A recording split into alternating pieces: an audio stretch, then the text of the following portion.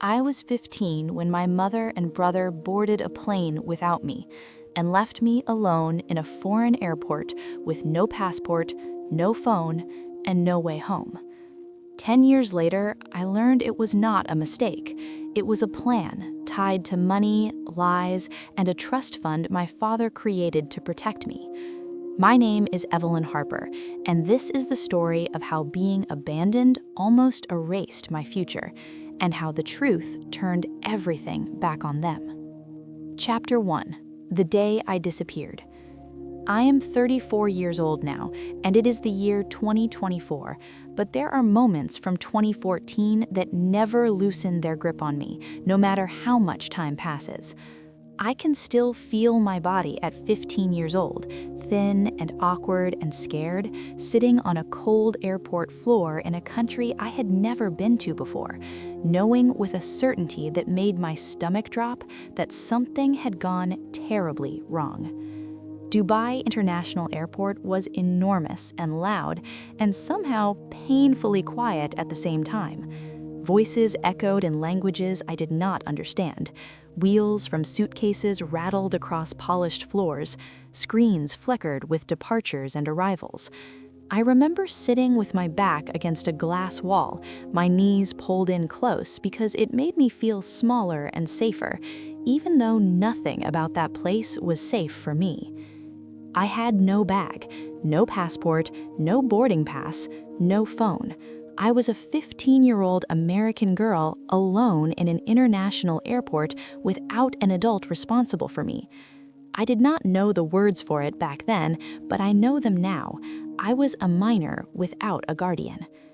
My stomach ached with hunger and with fear. My hands would not stop shaking even when I pressed them together hard. Every few minutes, I told myself to stand up and do something because sitting still felt like disappearing. I stood and walked toward a nearby counter, then stopped because I did not know what to say or who to say it to.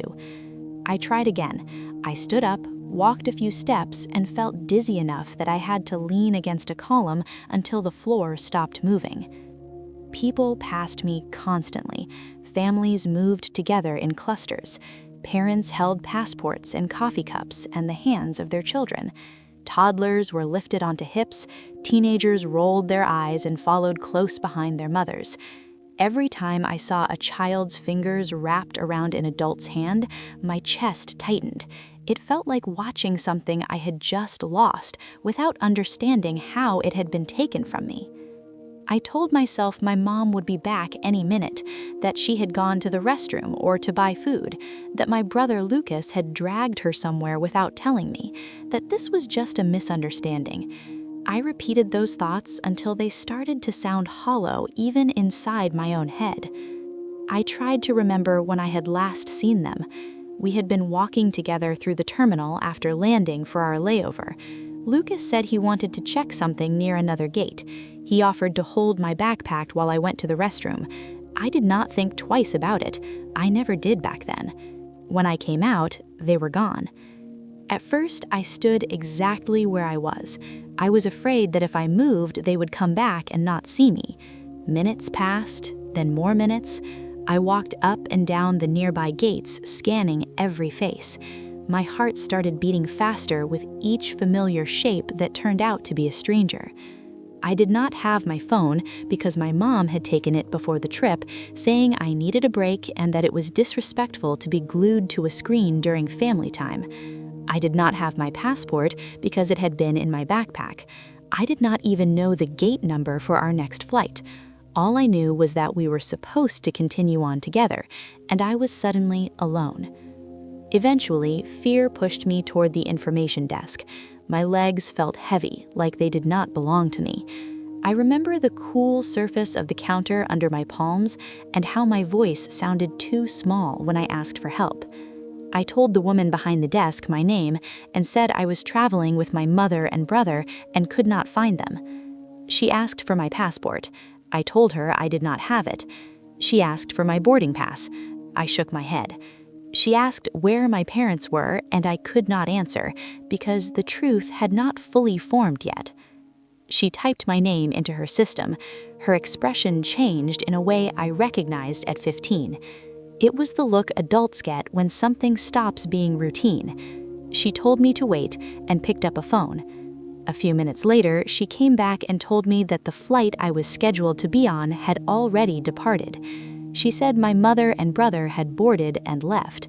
She said my name had been marked as no-show. I remember the words landing one by one.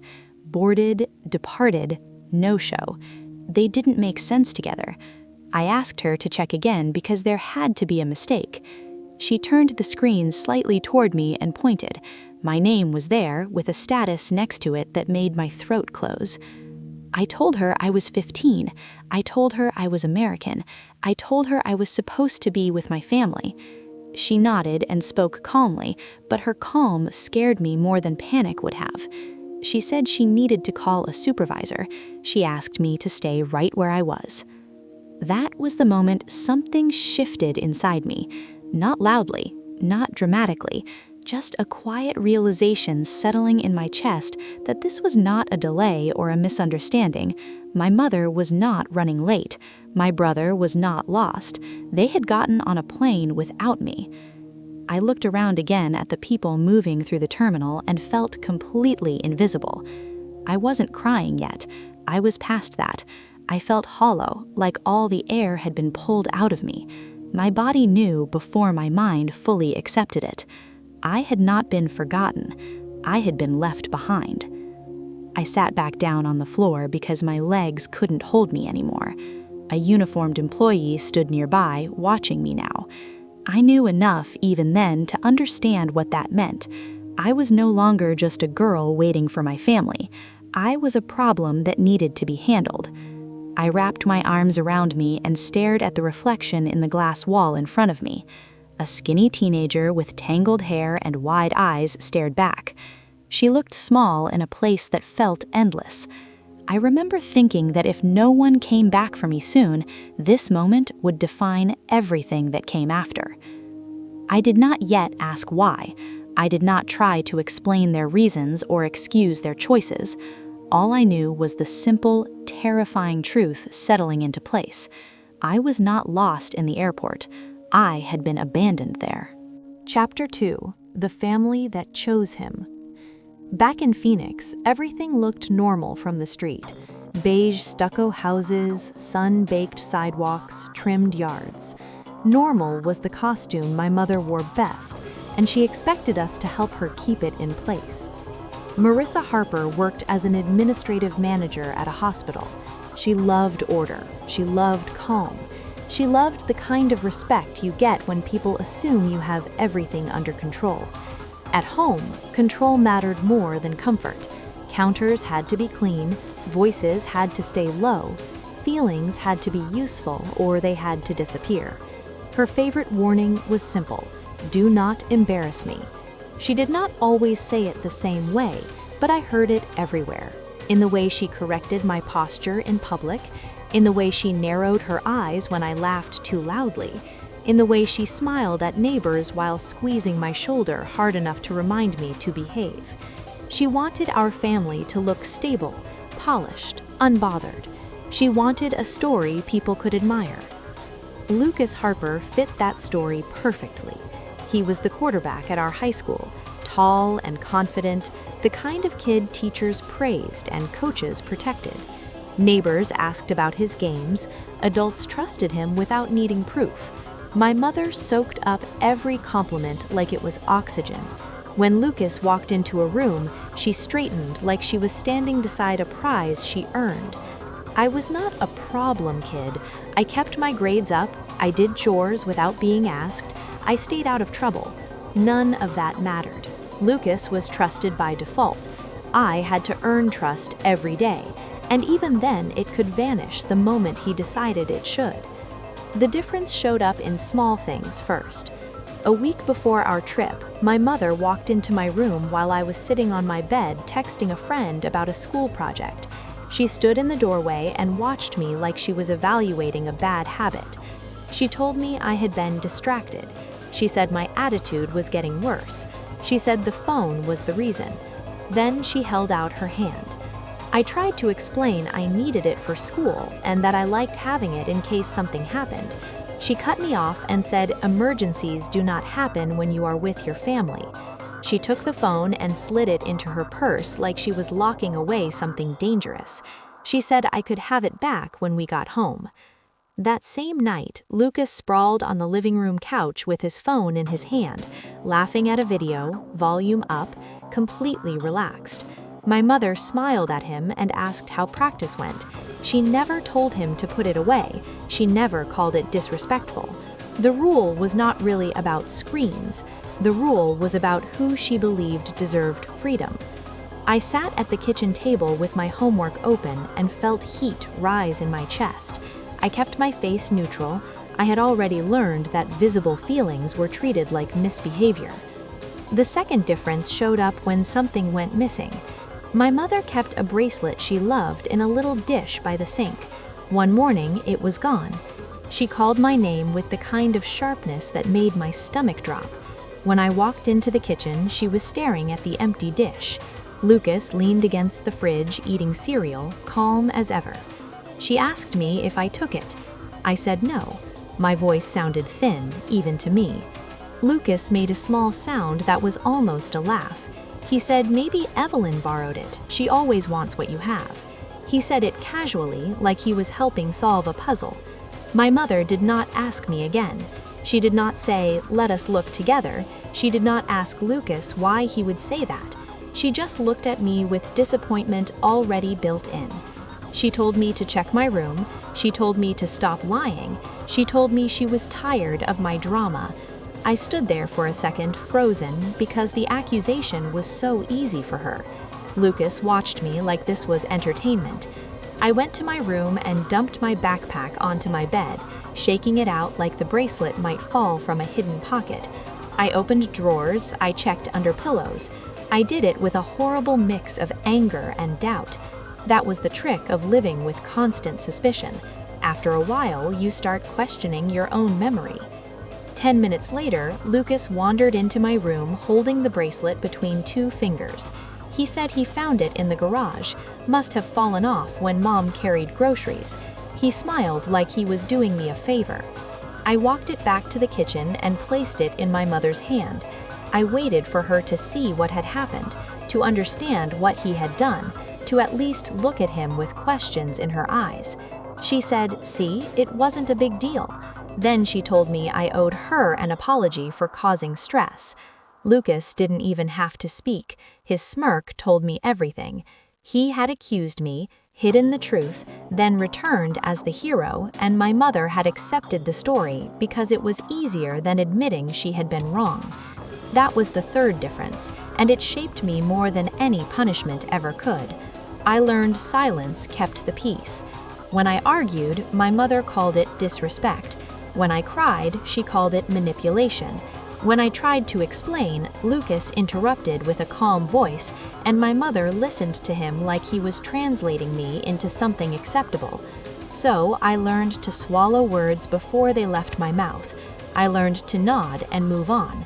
I learned to be convenient. By the time my mother announced the trip, she acted like it was proof we were fine.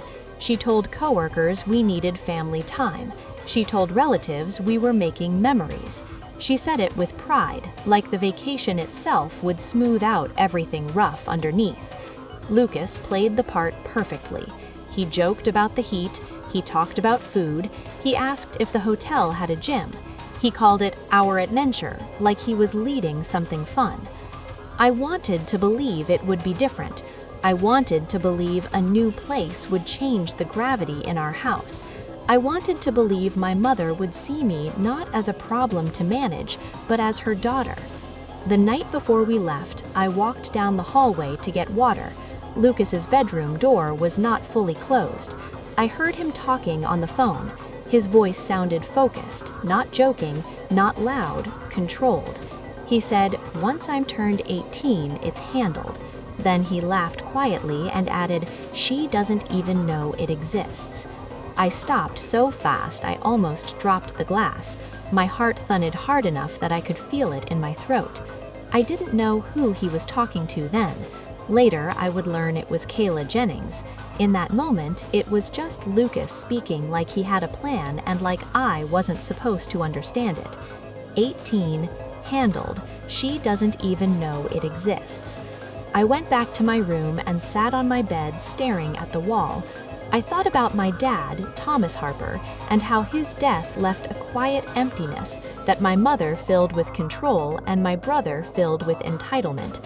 After Dad died, there had been adult conversations that stopped when I entered a room, meetings with a man in a suit, papers my mother signed with a tight jaw, my grandmother Ruth Bennett watching my mother with a look I didn't understand.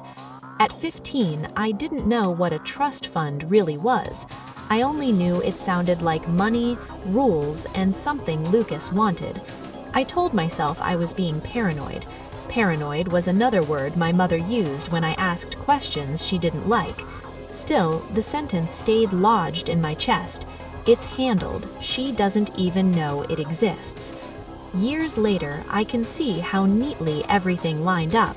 My phone in my mother's purse, my passport in my backpack, Lucas offering to hold it for me with that smooth, helpful confidence, my mother trusting him without a second thought, the way she always did.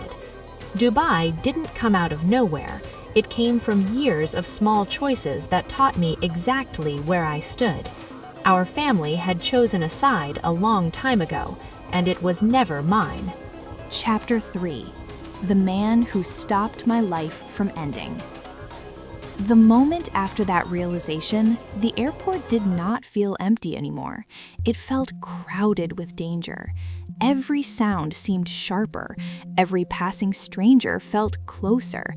I could feel my body shutting down in waves, exhaustion pressing in so hard that standing upright became an effort. I remember someone kneeling in front of me so suddenly that I flinched. He was a man in his late 50s, neatly dressed, his posture calm in a way that cut through the chaos around us. His badge was clipped where I could see it clearly. He did not touch me, he did not rush me. He spoke slowly, like he understood that my brain was lagging behind my fear. "My name is Daniel Al-Rashid," he said. "I work here. You are safe right now." Safe was not a word I trusted easily, but the way he said it made my chest loosen just a fraction. He asked my name. I told him. He asked my age. I told him 15. His expression changed then, not into panic, but into focus. He glanced toward another staff member and nodded once. "Can you stand if we move somewhere quieter?" he asked. I nodded even though my legs trembled when I tried. He walked beside me, not ahead of me, matching my pace as if he knew how easy it would be for me to fall. People watched us pass, but no one stared. That mattered more than I realized at the time. They took me into a small office away from the main terminal. The air was cooler, the noise dulled. A woman named Amina Khalil brought me water and a small wrapped snack. She spoke gently, like she had done this before. "You can sit," she said. "You do not have to answer everything at once." I sat and wrapped my hands around the water bottle, realizing how dry my mouth was only when I tried to swallow. Daniel sat across from me, a desk between us, creating space instead of pressure. He asked simple questions first. Where was I traveling from? Who was I traveling with? When had I last seen them? I told him about my mother and my brother. I told him how Lucas had offered to hold my backpack while I went to the restroom. I told him how they were gone when I came back. Daniel listened without interrupting. He took notes. When I mentioned my phone, he looked up. "You do not have it with you," he said. "No," I said. "My mom took it before the trip." He nodded once, like he was placing a piece exactly where it belonged. "And your passport and boarding pass?" he asked. "They were in my bag," I said. "I do not have the bag." That nod again. Calm, precise. Daniel explained that because I was a minor traveling internationally, certain procedures applied automatically. He said words like protocol and documentation. He said they would notify the United States consulate. He said there would be a record of everything that happened next. I did not understand all of it, but I understood this. This was no longer just my problem. Adults with authority were involved now. A few minutes later, a woman entered the room and introduced herself as a representative from the American consulate. She spoke carefully, choosing her words. "Your situation qualifies as an international incident involving a minor," she said. "Our priority is your safety." Hearing it phrased that way made my stomach drop again. International incident? Minor? It sounded bigger and more serious than anything I had imagined. They asked if I felt sick or hurt. They asked if I knew where my family was headed. They asked if I had any way to contact another relative. I gave them my grandmother's name, Ruth Bennett, and watched as they wrote it down like it mattered. Daniel stepped out briefly and returned with another staff member. He told me they were going to review security footage. He said it matter-of-factly, like it was the next logical step. I did not think it would show anything. Part of me still clung to the idea that this had all been a terrible mistake. We waited. Amina stayed with me, asking small questions that grounded me. Did I like school? Was this my first time traveling so far? I answered automatically, my mind buzzing too loudly to form real thoughts. Daniel came back and asked me to follow him to another room. This one was darker, a screen mounted on the wall. He told me what I was about to see might be upsetting. The footage was grainy but clear enough. I recognized the area immediately. The restroom entrance, the benches nearby, and then I saw myself, smaller than I remembered, stepping out and looking around. A few seconds later, Lucas appeared on the screen. He was holding my backpack. My heart started racing as if I could outrun what was coming. I watched him unzip it. I watched his hand move inside. I watched him pull out my passport and boarding pass. He looked around once, quickly, then slid them into his own bag with practiced ease. I felt something crack open in my chest. Daniel paused the footage. He did not say anything. He did not have to. I shook my head slowly, even though the evidence was right there. My mind wanted to reject it, to rewrite it, to find a softer explanation, but there was none. "He took them," I said. My voice sounded far away. "He took everything." Daniel nodded. "Yes." The consulate representative leaned forward slightly. "This changes the situation significantly," she said. "This was not an accident." They explained that taking travel documents from a minor constituted a serious violation. They explained that the fact my family had boarded without me compounded it. They explained that everything from this point forward would be formally documented. I stared at the paused image of my brother on the screen, my bag open at his feet. I thought about how easily my mother trusted him. I thought about how calm he looked, like he was just checking something off a list. That was when the fear shifted into something else. Not relief, not yet. Awareness. This was bigger than being left behind. This was deliberate. Daniel turned off the screen and looked at me. His voice stayed steady. "We have only seen the first part of what happened," he said. "There is more to understand." I nodded slowly, my hands clenched in my lap. For the first time since I sat on that cold floor outside the gate, I understood the truth of my situation. I was not just a lost child waiting to be found. I was the center of a case that had already begun to unfold. Chapter 4: The Money and the Lie. The investigation moved faster after that, like something heavy finally gaining momentum. I stayed in the small office near the terminal while the adults around me made calls, typed notes, and spoke in low voices that carried more weight than volume. Daniel came back first, his expression unchanged, but his posture tighter, more deliberate. "We have contacted the American consulate in full," he told me. "They are escalating this."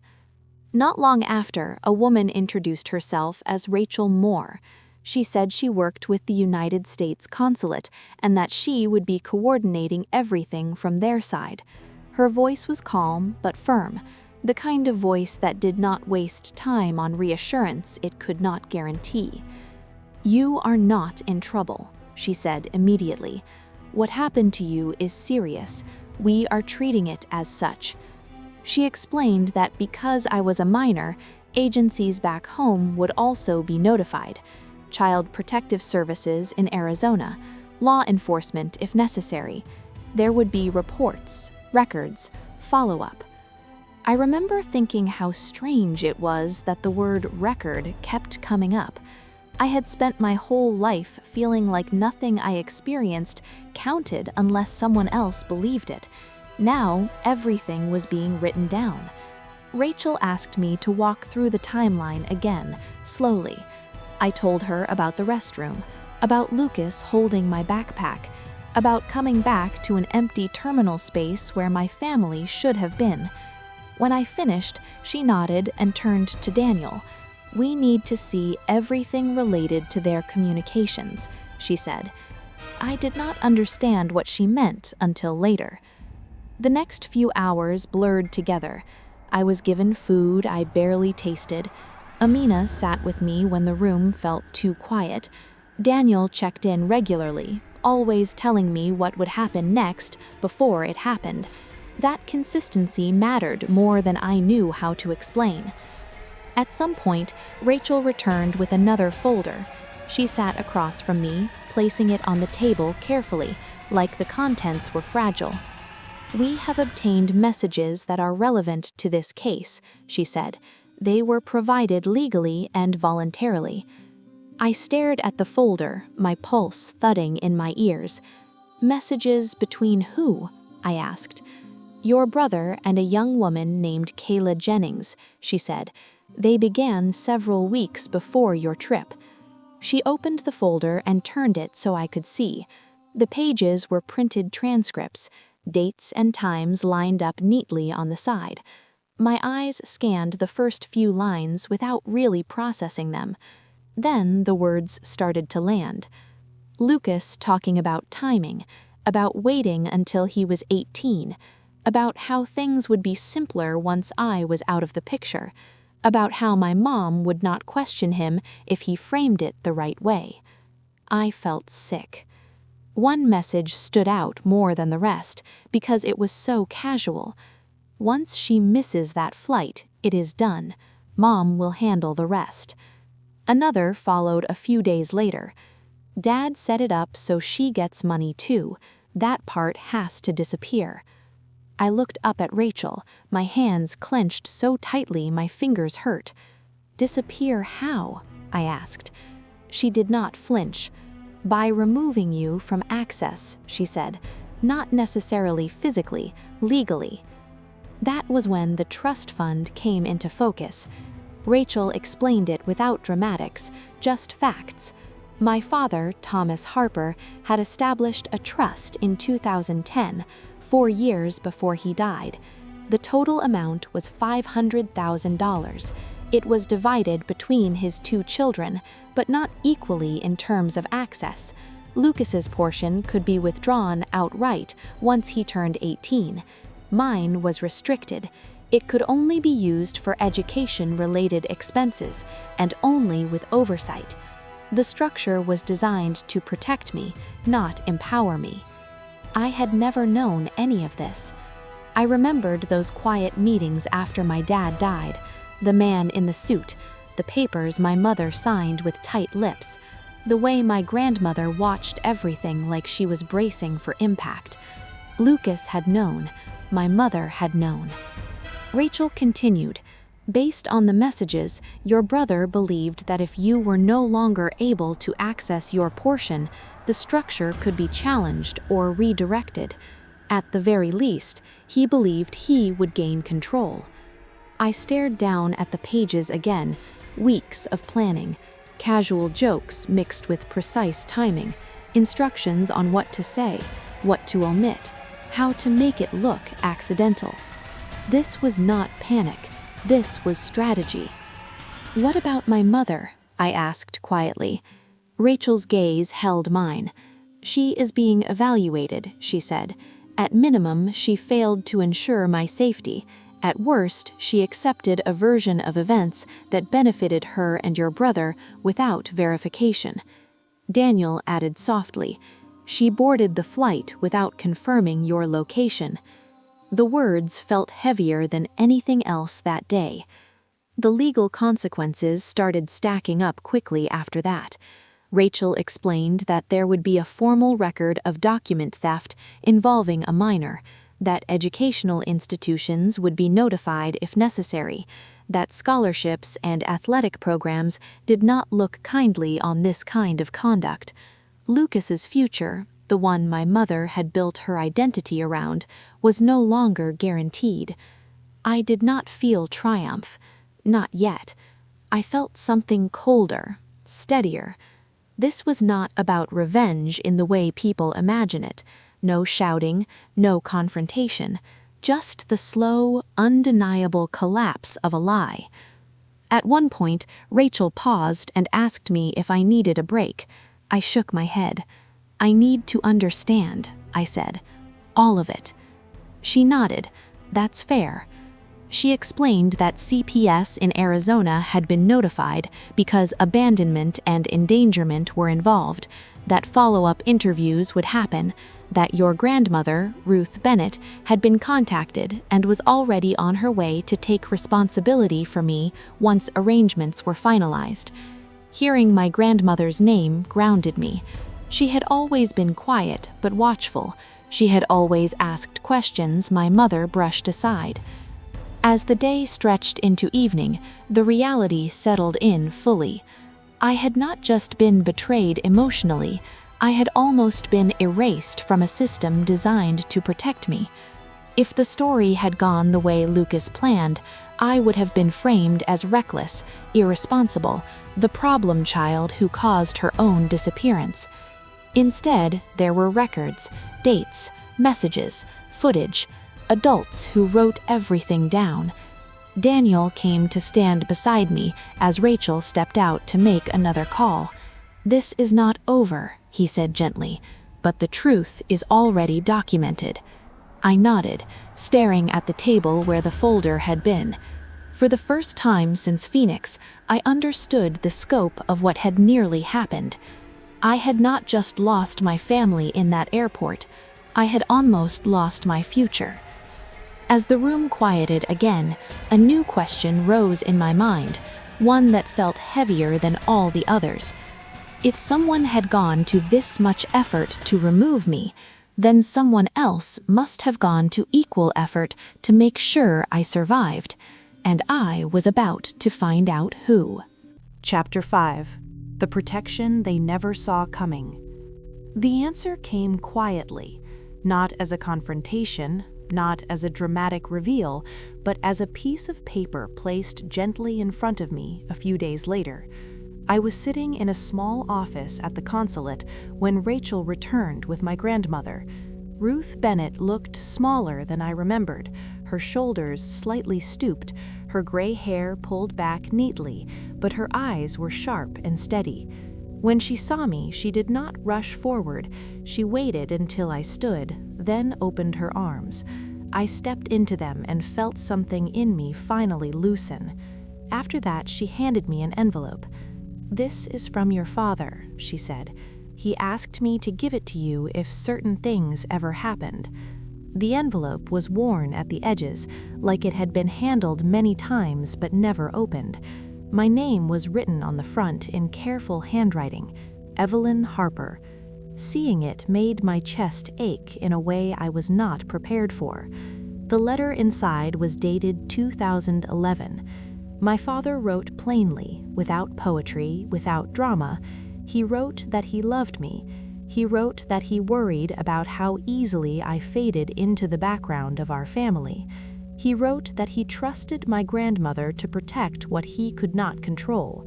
He wrote that he had set up the trust fund the way he did on purpose. He explained that Lucas would receive his portion outright at 18 because he knew my brother would never accept restrictions. He explained that my portion was structured differently because he wanted it to be shielded from manipulation, even if that manipulation came from inside our own family. He wrote that if anything ever happened where I was blamed, sidelined, or cut off, the structure itself would stand as proof that someone had planned for me to survive it. I read the letter 3 times before I could breathe normally again. My father had seen the imbalance. He had seen the danger. He had not been able to fix everything, but he had not ignored it either. He had left something behind that could not be talked away or reinterpreted. That was the first real protection I had ever been given. My grandmother explained the rest quietly. She had kept copies of everything: the trust documents, the correspondence, the letter. She had insisted on it after my father died, even when my mother told her it was unnecessary.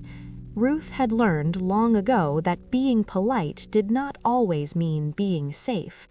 When arrangements were finalized, my grandmother took me home with her instead of back to my mother's house. There were no arguments, no dramatic goodbyes, just paperwork and decisions made by people who no longer asked for my mother's permission. Lucas faced consequences that unfolded slowly but permanently. His athletic scholarship opportunities disappeared, schools withdrew interest, background checks raised questions that could not be smoothed over. The story that had always protected him stopped working once it was written down in official reports. My mother tried to control the narrative at first. She told relatives there had been a misunderstanding. She told coworkers it was a travel mix-up. But stories only work when there is no paper trail. Once agencies were involved, once records existed, her version stopped being the loudest one in the room. She lost something she valued deeply: control. She did not go to jail, she did not lose her job overnight. Karma did not arrive with sirens. It arrived quietly, through consequences that followed her instead of confronting her. Trust eroded, authority shifted, people stopped assuming she was right. As for me, I stayed with my grandmother while I finished high school. It was not perfect, we argued, we adjusted, but for the first time, silence was not demanded of me. When I spoke, she listened. I went to college using my portion of the trust the way my father intended: carefully, transparently, protected. I studied logistics and supply chains, partly because I wanted to understand how systems worked, and partly because I wanted control over my own movement in the world. By my late 20s, I started my own logistics business. Nothing flashy, just solid contracts, steady growth, work that made sense to me. Financial independence did something therapy alone never could. It gave me choices. I did not reconcile with my mother, not fully. We speak occasionally, carefully, with boundaries that I no longer apologize for. I do not explain myself to her. I do not seek her approval. I do not invite her into parts of my life she once used as leverage. Healing did not mean forgetting what happened. It meant refusing to let it decide who I became. There are days when I still think about that 15-year-old girl on the airport floor, about how small she felt, about how easily the world could have swallowed her. Then I remember the letter, the records, the people who stepped in when it mattered. I was not saved by revenge. I was saved by preparation, documentation, and one person who chose to believe me before anyone else had to. If you are listening to this and you recognize yourself in any part of it, the quiet child, the convenient one, the person your family assumes will always adapt, I want you to know something. Being left behind does not mean you were unworthy of staying. It means someone else chose the wrong side. If this story resonated with you, if you have lived a version of it or are still living inside one, you are not alone. Your experiences matter, even before anyone writes them down. If you want to share your thoughts or your own story, I read the comments. And if you want to stay with me for more stories about survival, boundaries, and the long arc of justice, I hope you will be here for the next one.